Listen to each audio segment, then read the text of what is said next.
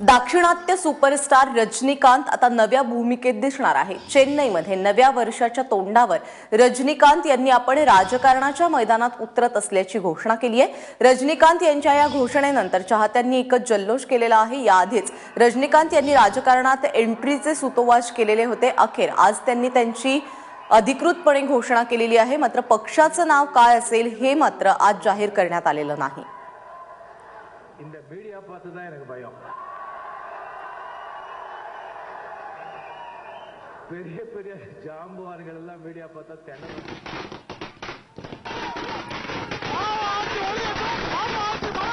तर सुपरस्टार रजनीकांत यांनी आज काय घोषणा केलेली आहे ती पाहूयात। ना எல்லாரையும் ஏற்கனவே முடிச்சிட்டேன், நீ அம்பு விடுறது தான் பாக்கி அவ்வளவு।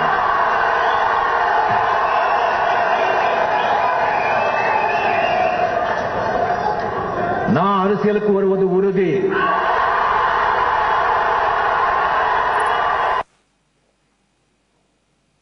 आणि या सगळ्या संदर्भात बोलण्यासाठी आमचे प्रतिनिधी नितीन भालेराव आता आपल्याबरोबर आहेत।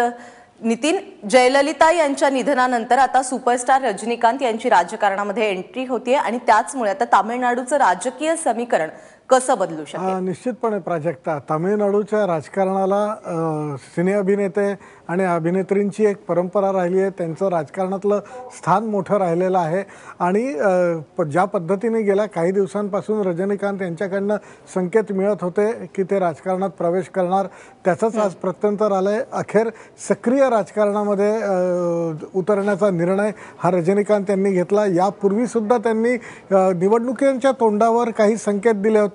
आपल्या चाहत्यांनी कुठल्या पक्षाला मतदान करावं या संदर्भात इशारो में त्यांनी बऱ्याच वेळेला त्यांनी इंडिकेशन्स दिले होते, परंतु आता सक्रिय राजकारणात ते आलेले आहेत। एवढंच नाही, नितीन, मी थोडंसं तुम्हाला या ठिकाणी थांबवतेय। ज्येष्ठ पत्रकार आर राजगोपालन आता आपल्याबरोबर आहेत। राजगोपालन जी, रजनीकांत इन्होंने आज जो घोषणा की है, इसके आगामी काल में क्या परिणाम हमें दिखाई देते हैं? तमिलनाडु राजनीतिक में जबरदस्त भूकंप पड़ने वाले हैं रजनीकांत प्रवेश में, क्योंकि अभी जयललिता दिगांत को बाद, करुणानिधि का तबीयत ठीक नहीं है, इसको बाद तमिलनाडु में राजनीतिक में एक पूरी की पूरी शून्यकाल चल रहे, वैक्यूम है।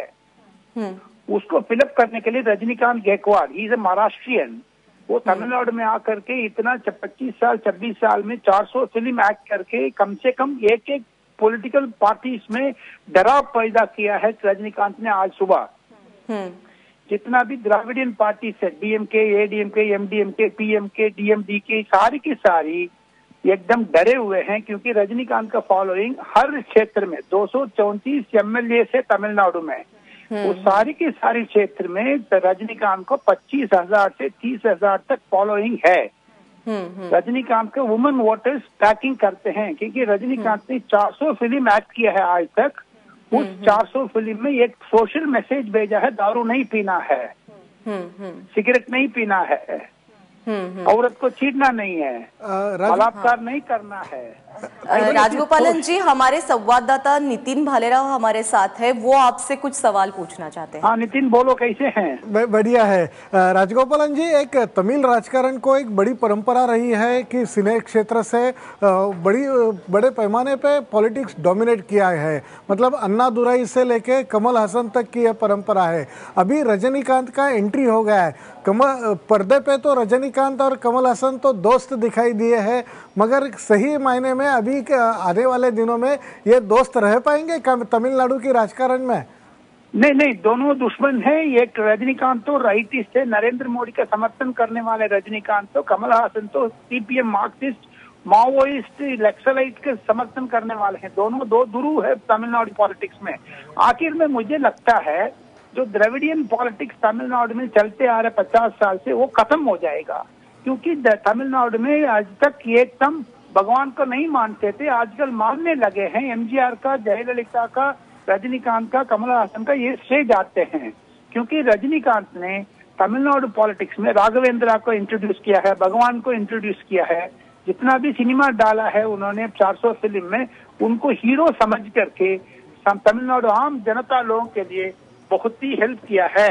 राजगोपालन जी, हाल ही में मतलब दोनों अभी कमल हासन और रजनीकांत, इनमें से पॉलिटिक्स में किसको ज्यादा सक्सेस मिलेगा ऐसा आपको लगता है?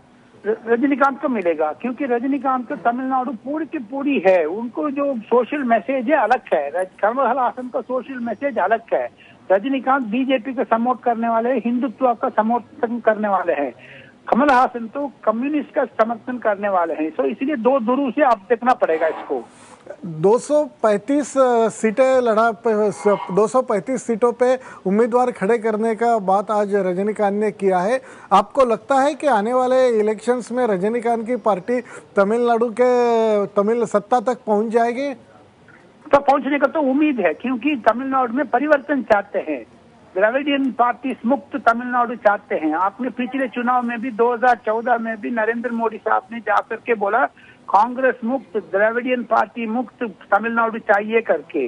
तो इसीलिए मुझे लगता है तमिलनाडु वोटर्स, अच्छा रजनीकांत की एक फॉलोइंग है 25 साल से 50 साल को बीच में कम से कम 60% 70% वोटेज तमिलनाडु में है रजनीकांत का। वो सारा इकट्ठा हो जाएगा, तमिलनाडु में जरूर राजनीतिक परिवर्तन आने का उम्मीद है। नेशनल लेवल के पॉलिटिक्स में रजनीकांत की पार्टी किसको सपोर्ट करेगी ऐसा आपको लगता है? बीजेपी का सपोर्ट करेगा, नरेंद्र मोदी का सपोर्ट करेगा, नितिन गडकरी का सपोर्ट करेगा, मोहन भागवत का सपोर्ट करेगा।